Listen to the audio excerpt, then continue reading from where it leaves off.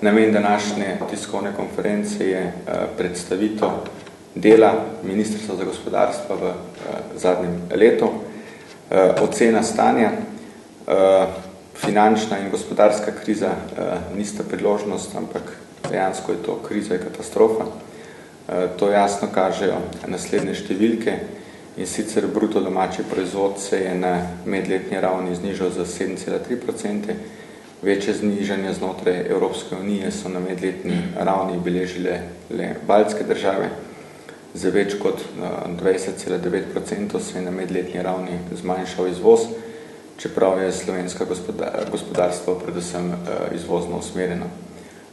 Na trga dela v Sloveniji v danem trenutku beležimo več kot 94 tisoč brezposelnih oseb, kar je za približno skoraj polovico več kot v enakem obdobju lanskega leta. Stopnja registriranih brezposelnosti se je pospela čez 9%, poleg tega pa je še več kot 78 tisoč zaposlenih vključenih v pomoč delodajalcem s subvencioniranjem delovnega časa in čakanjem na delo, ker je pa seveda lahko zaskrbljujoče, kaj bo potem, ko se bo ta schema čakanja na delo ustavila.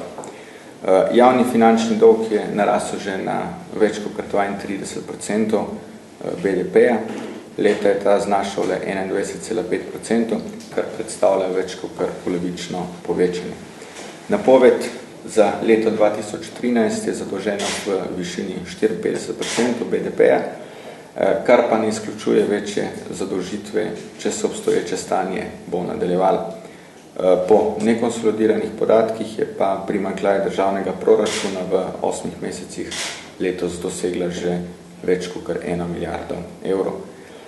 Zanimiv je predvsem kazalnik gospodarske klime. Če je Slovenija v letu 2008 v mesecu avgustu med državami Evropske unije zasedla 4. mesto z 104 točkami, je v letu 2009 v mesecu oktobru z 59,8 točkami uvrščena na sam rep lestvice znotraj Evropske skupnosti. Povprečje Evropske unije je 86 točk, kar seveda kaže na to, da je Slovenija pred enim letom bila nad evropskim povprečjem, sedaj pa je bistveno pod evropskim povprečjem. Slovenija je tudi med vsemi državami evropskih skupnosti, katere je izgubila največ točk. To nedvomno kaže, da gospodarsko in finančno krizo niso povzročili samo zunanji dejavniki, temveč tudi notranji dejavniki.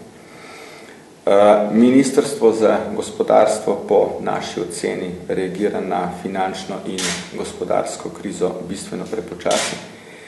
Ukrepi, ki so bili sprejeti, so v glavnini neučinkoviti, pogrešamo dolgoročnejše ukrepe, ki bi bili razvojno naravnani za gospodarstvo.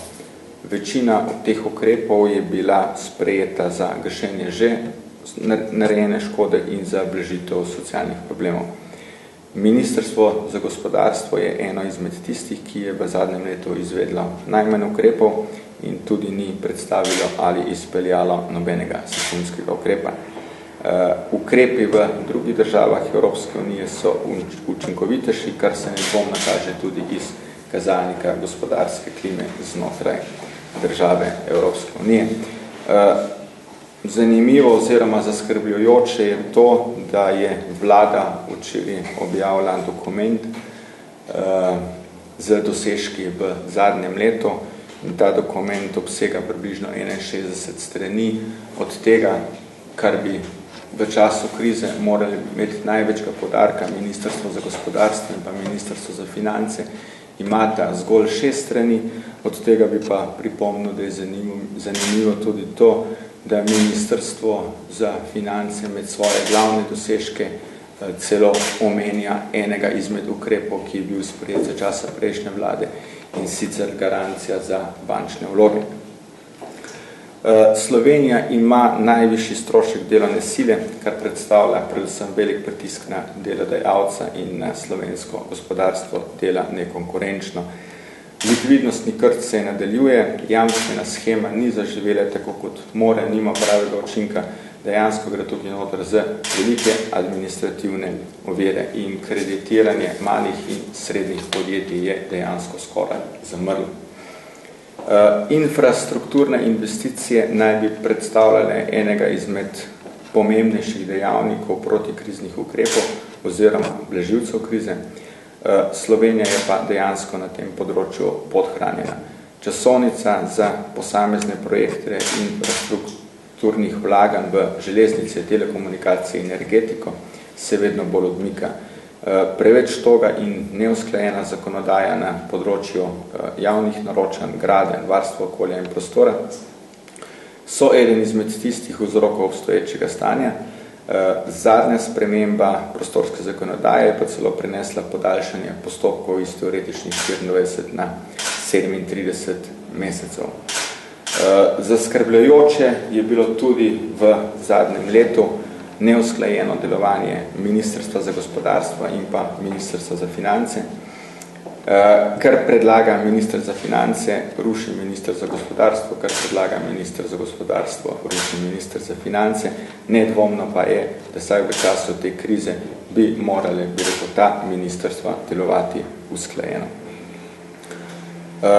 Omenil bi tudi, da je Ministrstvo za gospodarstvo iz svojega resorja izločilo oddelek ekonomske diplomacije, kar ocenjujemo kot slabo in vse prej kot primerno obdobje krize, ko bi bilo potrebno ekonomsko diplomacijo krepiti, predvsem v tržnem smislu.